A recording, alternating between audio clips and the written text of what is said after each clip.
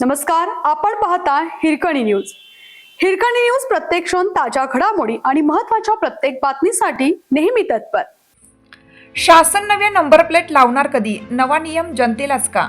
राज्य परिवहन विभागाने 2019च्या पूर्वीच्या वाहनांना उच्च सुरक्षा नोंदणी क्रमांक पाटी HSRP बसवण्यासाठी 31 डिसेंबरची मुदत दिली आहे.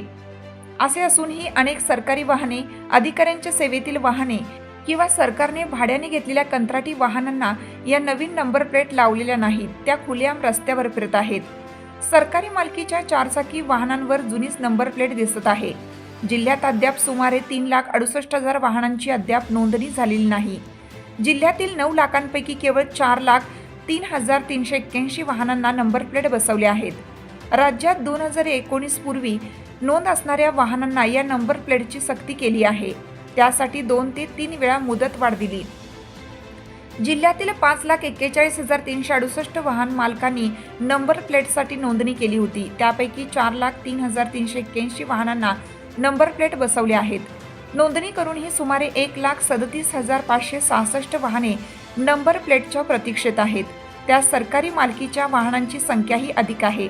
बहुतांशी सरकारी कार्यालयांनी भाड्याने घेतलेल्या कंत्राटी वाहनांना नंबर प्लेट नाही. दंडाची तरतूद. या नंबर प्लेटसाठी नोंदणी केल्यावर नंबर प्लेट 90 दिवसात बसवली नसल्यास वाहनधारकांनी भरलेले शुल्क बुडणार आहे.